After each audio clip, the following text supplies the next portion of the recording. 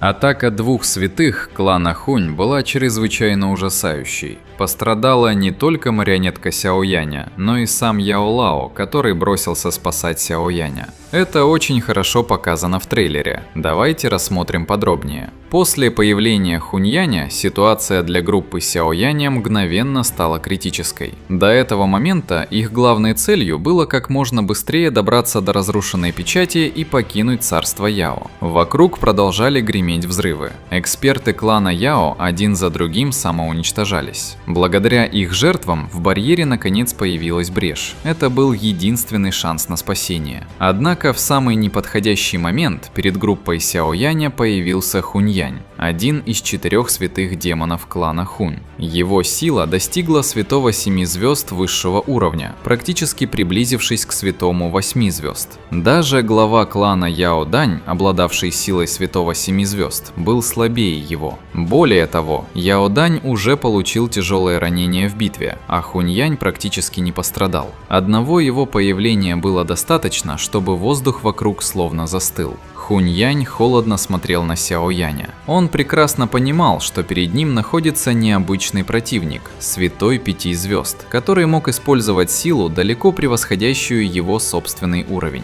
Однако разница между 5 и 7 звездами святого была слишком огромной, тем более, когда противником был эксперт высшего уровня. Первым атаковал старик Шэньнун. Он был необычным алхимиком, он был древним экспертом, прожившим неизвестно сколько лет, и обладал силой святого 6 звезд. Более того, он владел пламенем духа жизни, занимавшим 5-е место в рейтинге небесного пламени. Если бы противником был обычный эксперт, эта атака практически гарантированно принесла бы победу. Но Хуньянь лишь слегка усмехнулся. Его сила полностью подавила атаку Шэньнуна. Сяоянь мрачно посмотрел на Хуньяня. Теперь он окончательно понял разницу между ними. Это был противник, которого невозможно победить обычным путем. Даже Шэньнун, святой 6 звезд и обладатель 5-го небесного пламени, был отброшен одним ударом. Однако Хуньянь не собирался останавливаться. Он сделал шаг вперед, а в следующий момент перед ним появился Яо Лао. Он, как учитель, хотел защитить Сяояня. Яо Лао прекрасно понимал, что Хуньянь представляет огромную угрозу для Сяояня, поэтому он без колебаний высвободил свою силу. Доу Ци вспыхнула вокруг его тела. Мощная энергия взорвалась и превратилась в поток энергии, который устремился прямо к Хуньяню. Но Хуньянь лишь холодно посмотрел на него. Он даже не стал использовать сложную технику. Его ладонь просто поднялась. Поток Доу Ци, выпущенный Яо Лао, был разрушен прямо перед ним.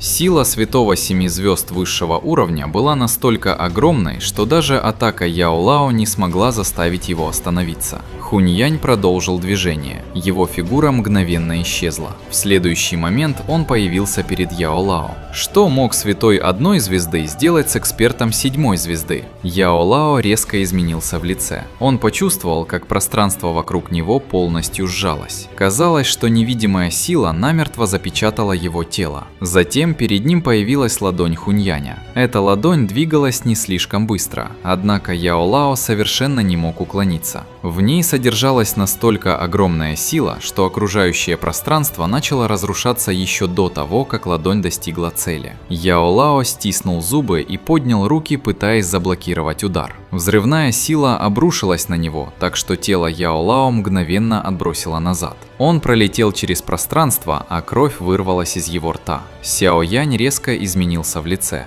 «Учитель!» В его голосе слышалось явное беспокойство. Сяоянь прекрасно понимал, насколько страшной была сила Хуньяня. Даже обычный удар такого эксперта мог нанести серьезные повреждения святому. Был ли Яо Лао серьезно ранен в результате такого столкновения? Яо Лао стабилизировал свое тело в воздухе и вытер кровь с уголка рта. Увидев, как Сяоянь встревоженно подлетел к нему, он слегка махнул рукой. «Не волнуйся, я в порядке, всего лишь небольшая травма». Несмотря на его слова, лицо Сяояня оставалось мрачным. Он внимательно осмотрел Яо Лао и убедился, что тот действительно не получил серьезных повреждений. Однако Сяоянь все равно не стал рисковать. Он быстро достал из своего хранилища лечебную пилюлю и протянул ее Яо Лао. «Учитель, примите ее, она поможет быстрее восстановиться». Яо Лао посмотрел на пилюлю, а затем на Сяо Яня. В его глазах появилась легкая улыбка. «Ты действительно стал слишком осторожным. Перед лицом такого противника нельзя быть беспечным», – серьезно ответил Сяо Янь.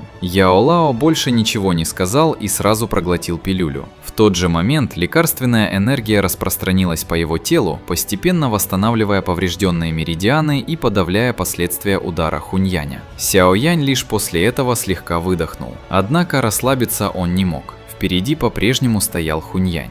Он немедленно хотел броситься вперед, но Хуньянь уже снова двинулся. Сяо Янь понимал, что эксперт клана Хунь намеренно атаковал Яо Лао именно для того, чтобы заставить его потерять концентрацию. Ведь главной целью Хуньяня оставался он сам, а точнее нефрит Тоше. Именно это было самым важным. Если Хуньянь сможет убить Сяо Яня и забрать нефрит, то даже если часть экспертов клана Яо сможет сбежать, миссия клана Хунь все равно будет считаться выполненной. Но в этот момент перед Хуньянем снова появился Северный Король. Марионетка превратилась в черный луч и с огромной скоростью бросилась вперед. Ее тело было создано из невероятно прочных материалов и прошло многочисленные улучшения. Северный Король обладал ужасающей физической силой и мог сражаться с могущественными экспертами. Даже Хуньянь был слегка удивлен, но марионетка не выдержала. Ее тело с огромной скоростью отлетело назад.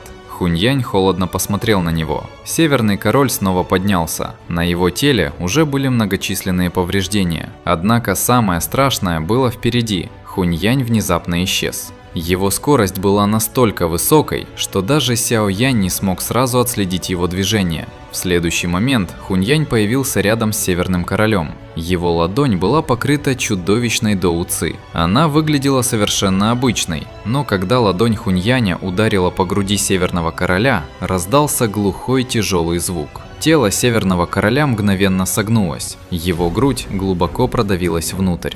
На поверхности невероятно прочного тела появилась небольшая вмятина. Сила этого удара была настолько ужасающей, что если бы Северный Король был живым человеком, то эта ладонь уже давно лишила бы его жизни. Однако он был марионеткой, и его тело не чувствовало боли. Сяо Янь посмотрел на него. На груди Северного Короля осталась вмятина. Это было невероятно. Северный Король обладал одним из самых прочных тел среди всех существ, находившихся рядом с Сяо Янем. Но Хуньянь одним ударом смог деформировать его тело. Это было прямым доказательством чудовищной силы Святого Семи Звезд высшего уровня.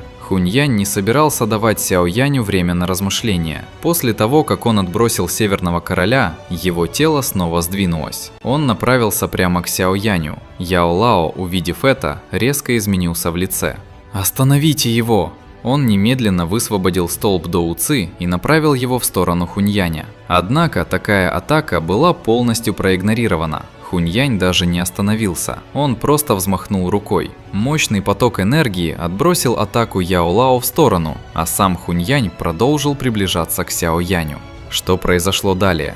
Восьмицветный лотос Сяо Яня. Да, вся арка Яо – это крутые битвы на грани смерти, опасность окружала Сяо Яня на каждом шагу. Яо Лао никогда не рассчитывал победить Хуньяня, он лишь хотел закрыть собой ученика, как когда-то много лет назад спас его в самый первый раз. Именно в этом и проявилось, кем Яо Лао был для Сяо Яня. Даже понимая, что разница между ними подобна пропасти, он все равно сделал шаг вперед, потому что для настоящего учителя жизнь ученика всегда важнее собственной. Но силы Святого Семи Звезд оказалось достаточно, чтобы одним ударом отбросить даже Яо Лао. Это была попытка выиграть хотя бы одно мгновение, чтобы Сяо Янь успел сделать следующий шаг. Как вам такой поступок Яо Лао? Спасибо большое за просмотр и всем пока.